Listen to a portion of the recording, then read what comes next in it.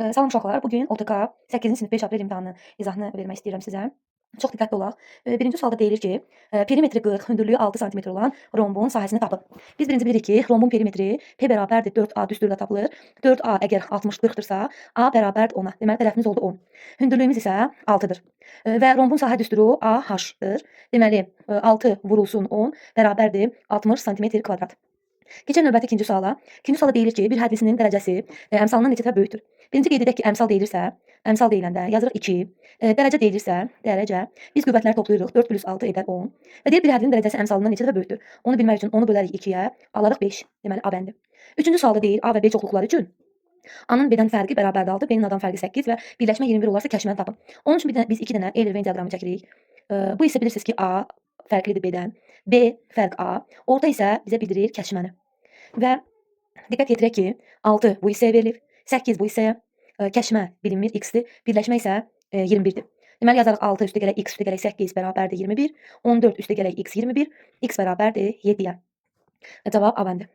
Sonra keçək növbəti 34-cü suala. Ədəd oxunda 12 ədədindən 5 vahid məsafədə yerləşən ədədlərin cəmini tapın. Onun üçün biz birinci ədəd oxu çəkirik. Mütləq 12-ni göstəririk ədəd oxunda. 5 vahid yerləşirsə bu ədədlər həm sağda yerləşməlidir, həm solda yerləşməlidir. Yəni bir dəfə 12-nin üzərinə 5 gəldik, yazırıq 17. Digəri nə isə yazarıq ki, 12 çıxılsın 5. Alarıq 7. Və bizdən bu ədədlərin cəmini tələb edirlər. 7 və 17-nin cəmi bizə verər 24. Cavabımız olar B bəndi, 24. Növbəti suala nəzər yetirək. N bərabərdir 5-də 2. Uşaqlar, siz bilirsiniz ki, 5-də 2 nə deməkdir? 5-də 2 vurulsun 2, vurulsun 2. Üstə gələk 5 bölünsün 2, 2-ni isə 5-ə vururuq. Bu o deməkdir ki, 10-da 4, bir dəqiqə, 10-da 4, üstə gələk 10-da 25. Hər cür yaza bilərik. Ala bilərik ki, 10-da 29, 2,9. Bizdən kəsr hissəsini soruşduğuna görə kəsr hissəsi olar 0,9, 0,9 A bəndi. Və yaxud da uşaqlar, digər daha rahat üsulu seçə bilərik özümüzə. Daha rahat üsulla yaza bilərik. Avtomatik şəkildə bilirik ki, 5-də 2 bizə verir 0,4. 2-də 5 verir bizə 2,5. Topladıqda 2,9. Tam hissəsi 2, kəsr hissəsi 0,9-dur. A bəndi. Keçək növbəti suala. 4 bölünsün kökdə 2. İrasionaldan azad etmək üçün sürət və məxrəci kökdə 2-yə vururuq. Alırıq ki, 4 kökdə 2 bölünsün 2. İxtisar gedir 2 kökdə 2. Digər sualda isə kökdə 2 bölək 4 olduğu kimi qalır. İndi biz bunları nə etməliyik? Toplamalıyıq. 2 kök 2 üstə gələk kökdə 2 bölünsün 4. Çapraz şəkildə vursaq yazarıq ki, 4-ü vurarıq 2 kökdə 2-yə, alarıq 8 kökdə 2. Üzərinə gəl kökdə 2 bölünsün 4. Cavabımız olar 9 kökdə 2 bölünsün 4 A bəndi. 37-ci suala keçid alırıq. 2, 5, 5 A və B ədədlərindən ibarət sıranın modası 2-dir. Biz bilirik ki, moda deyiləndə ən çox təkrar olunan ədəd deyilir. Deməli ki, uşaqlar, əgər moda 2-dirsə, bizim həm A-mız 2-yə bərabər olmalıdır, həm B-miz 2-yə bərabər olmalıdır. 2 üstə gələk 5, üstə gəl 5, üstə gəl 2, üstə gəl 2 bölünsün ədəd ortası dediyinə görə sayına bölürük. Toplayırıq, bölürük sayına. Deməli, bölək 5-ə. Biz də alırıq ki, 10 üstə gələk 6, 10 üstə gələk 6 bizə verər 16 bölünsün 5. 16-yı 5-ə böləndə 3 onda 2 alırıq. Yəni ki, 3-dan 5-də 1, 2-yə vururuq. Alırıq 3-dan onda 2, 3 vergül 2. Cavabımız D bəndi oldu. Keçid alaq 38-ci suala. Daha asan üsul seçə bilərik. 24 36-nın əbobu deyilirsə, uşaqlar 36-dan 24-ü çıxarıq. Biz alarıq 12. Və biz bilirik ki, 24 də 12-yə bölünür. 36 12-yə biz bölündüyünə görə cavabımız olar 12. D bəndi. 39-cu sualda əsasları eyni olanda qüvvətlərini nə etmək lazımdır? Toplamaq vuran zaman. Yəni A-nın üstü -12-ni, vuranda ki A-nın üstü 8-ə, vuranda qüvvətlər toplanıb, böləndə isə qüvvətlər çıxılır. Bölünsün A-nın üstü -9. Bu da bərabər olar A-nın üstü -12 üstə gələk 8 çıxılsın -9. Bu da bərabərdir -12-nin üstə 8 gələndə biz alarıq -4. -4-ün üzərinə isə 9 gələrik. Üstə gələk 9. Bu da bərabərdir A-nın üzəri 5. A-nın üzəri 5 nə variant oldu? A bəndi. -12 üstə gələk 8 yenə təkrar edirəm. Bizə verər -4, -4 üstə gələk 9, alarıq A-nın üstü 5. Sonra x-in üstü 4 çıxılsın 81. Çox hədisinin vuruqlardan biri hansıdır? Biz bunu x-in üstü 4 çıxaq 81-i yaza bilərik ki, uşaqlar, x-in kvadratı çıxılsın 9, x-in kvadratı üstə gələk 9. Və bundan sonra da istəsək parçalayarıq, x çıxılsın 3, x üstə gələk 3, x-in kvadratı plus 9. Və bizə artıq vuruqlardan biri məlumdur ki, A bəndində var. Deməli cavabımız nə oldu? A bəndi. Növbəti suala keçək. 41-ci sualda deyilir 30 ədədinin 2, 3, 5 nisbətində bölünməsindən alınan böyük ədəd tapın. Deməli 2x üstə gələk 3x üstə gələk 5x bərabərdir 30-a. 10x bərabərdir 30. X-ə biz alırıq 3. X-ə 3 alırıqsa bizdən ən böyük ədədi istədiyinə görə 5x-dir ən böyük. 5 vur 3 bizə verər 15. Cavabımız A bəndi. Keçək növbəti suala. 42-ci sual. Mərkəzi O nöqtəsində olan çevrədə AB vətərdir. AOB bərabər tərəfli üçbucaqdır. O üçbucağın perimetrini tapın. Perimetri 18-dir. Əgər bizim üçbucağımızın perimetri 18-dirsə, bərabər tərəflidirsə, bərabər tərəfli üçbucağın biz bilirik ki, perimetri bərabərdir 3A-ya. Yəni ki, buradan yaza bilərik ki, 3A bərabərdir 18, biz A-ya alarıq 6. Deməli ki, uşaqlar, A 6-dırsa, radiusumuz da 6-dır.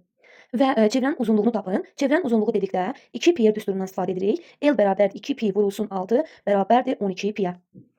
Cavabımız olar cevəndi. Növbəti sualda tənliyin kiçik kökünü tapın. Uşaqlar biz sizlə bəzi qaydalar bilirdik. Bilirdik ki, əgər ax kvadratı üstə gələk bx üstə gələk c sıfıra bərabərdirsə, əgər a plus b plus c sıfıra bərabər idisə, bizdə kökün biri 1-ə bərabər idi, digər kök isə bərabər idi c bölünsün a. Sadəcə xatırlatma elədim uşaqlar sizin üçün. Ancaq burada bizdə nə deyilir? Gəlin diqqətlə baxaq. Deyir tənliyin kiçik kökünü tapın. Tənliyin kiçik kökünü tapın dedikdə nə edirik? Diskriminant bərabərdir. B-nin kvadratı çıxılsın 4ac. X bərabərdir -b plus minus kökdə ad bölünsün 2a. Əgər biz diskriminant düsturunu yazdıqsa, keçək indi həllimizə. Həllimiz bundan ibarətdir. Çox diqqətli olaq. D bərabərdir yazaq 25 çıxılsın 4 vurulsun 6 vurulsun 1. Biz alarıq 1. X bərabərdir -5 isə düşürdərik 5. Üstə gələk çıxaq. Kök altında 1-dən 1 çıxar. Bölünsün 2a. A-mız 6-dır. 2-yə böləndə nə alarıq uşaqlar? 12. Birinci kökümüz bərabərdir 5 plus 1 6. 6-nı 12-yə böləndə alarıq 2-də 1. Digər kökümüz isə bizə verər ki 5 çıx 1 4. 4 bölünsün 12. Biz alarıq 3-də 1. Və bizdən kiçik kök istəyir. 2 kəsirdən əgər məxrəc sürətləri bərabərdirsə, kiçik kök hansı olar? Məxrəci böyük olan. Deməli uşaqlar, üzr istəyirəm, buradan qarışdı. Deməli uşaqlar 2-də 1 və 3-də 1 deyirsə, əlbəttə ki 3 budur, 2 budur. Deməli kiçik kökümüz hansıdır? 3-də 1. 3-də 1 oldu Y bəndi. Keçək növbəti suala. Bir dəqiqə. Keçək növbəti suala. AB BC-yə bərabərdir, O CD-yə bərabərdir və o da D-yə bərabərdir. Yəni ki, AB-ni işarə ilə X-la, sonra CD də X-ə bərabərdir, D-yə də X-ə bərabərdir və əlbəttə ki, bizə deyir ki, BC də X-ə bərabərdir. BC-miz də bizim X-dir. Və deyir ki, B isə FC-yə bərabərdir. Deməli, onda F nöqtəsi BC-nin orta nöqtəsi sayılır. Yəni ki, bu hissələr bizə verər ki, biraz nazikləşdirək. Bu hissə bizə verər X bölünsün 2. Bura bizə verər X bölü 2. Bura verər X bölü 2. Və bundan sonra bizə deyir ki, AC bölünsün YF hissəsini tapın. Çox diqqətli olaq. AC deyirsə, biz yazarıq 2x. 2x. Bölünsün. YF istəyirsə, Y-dən F-ə.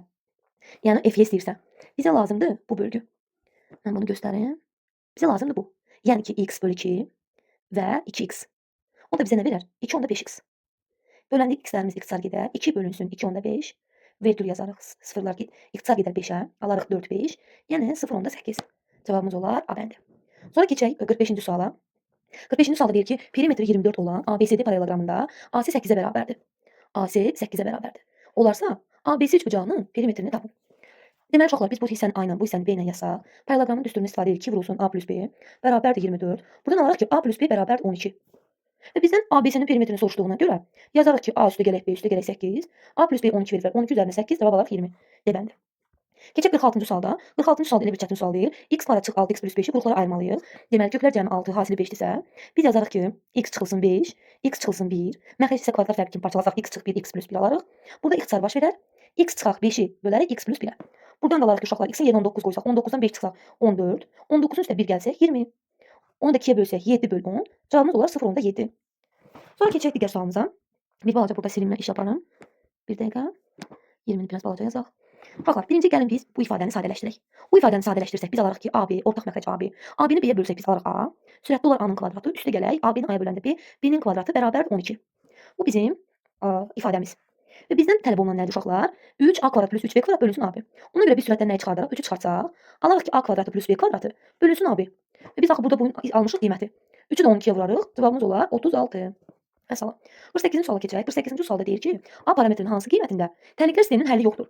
Tənliklər sisteminin həlli olmaması üçün mən demişdim ki, sanki 3 dostu ikisi yol gedir, üçüncü isə yarı yoldan qayıdır.